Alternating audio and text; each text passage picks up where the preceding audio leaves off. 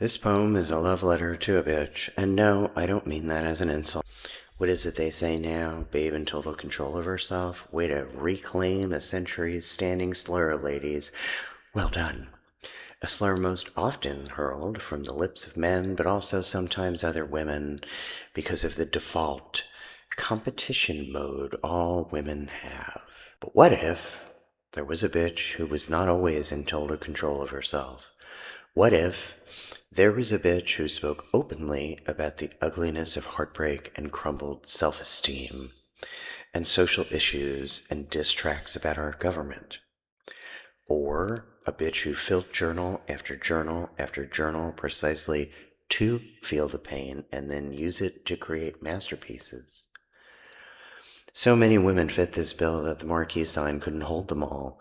The sign would drop and shatter on the sidewalk from the weight of names into the million pieces of a million feminine souls it takes to do good, sometimes even great, work.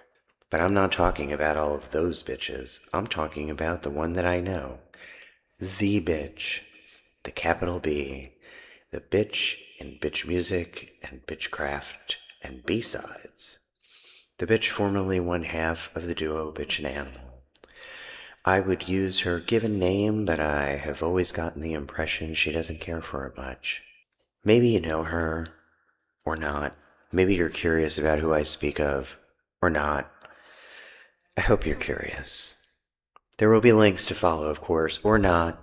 We all suffer the pains of the attention economy. Anyway, I wrote this poem because when I think about spoken word and my exposure to it, bitch may have been the first real-life artist fangirl crush I had.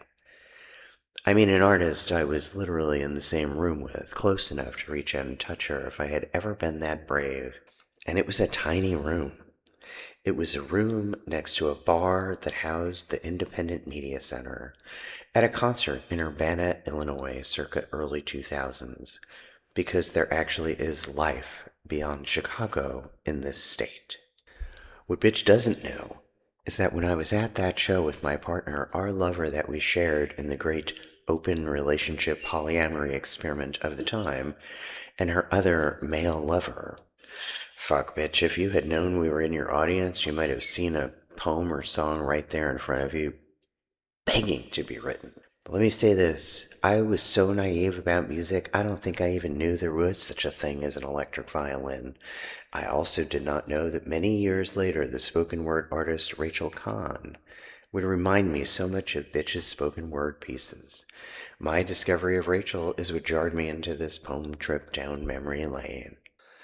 I can remember that concert like it was yesterday, and when bitch wailed out the song Black Eyed Girl, I fell into a kind of love or fascination with this artist, her humanity on full display, a woman far from perfect but embracing her non-perfectness, stepping forth unrestrained by expectations of the crowd, but maybe restrained by her own expectations of herself. She was sexy and sultry and a little wild, and, of course, being me, I wanted her. But more than that, I wanted to be her. And these decades later, though confident in my own craft, I still kind of want to be. Anyway, I saw them, Bitch and Animal, once more in Urbana, Illinois, a few years later, and I swear this is the truth. Even a creative bitch like me could not conjure these details. I was at that show with a temporary lover. The partner I was with the first time I saw a bitch was history in my biopic by then. And while I was there with this newish friend with benefits that I eventually had a major meltdown over and threw emotional grenades at, we ran into the other lover, the one that original partner at the first concert and me shared as a plaything for a time. Actually, I went on to have a come here, go away, not quite all the way requited love affair with that one, on and off for over a decade. Another poem, another relationship fail. But I digress. The point of all of this is to say, after Bitch and Animal parted ways, by the way, Animal is a brilliant artist in their own right, I followed Bitch's career, partially set in motion by Ani DeFranco's record label, Righteous Babe Records. Aptly named, I think. I'm a bitch Patreon member, and I have appeared unanonymously in a handful of living room Zoom shows over the years, thinking I'm special. It's hard to be a humble egomaniac. So I could go on and on and on and on, but I won't. Bitch speaks for herself and does not need M.A.W.D to do it for her. Our styles are different, but I hope she hears the words I carefully sorted and wrestled to the ground and finally chose, thinking just maybe she would have chosen the same ones. And this is a love letter to a bitch. And no, I don't mean that as an insult. And this is a love letter to capital B.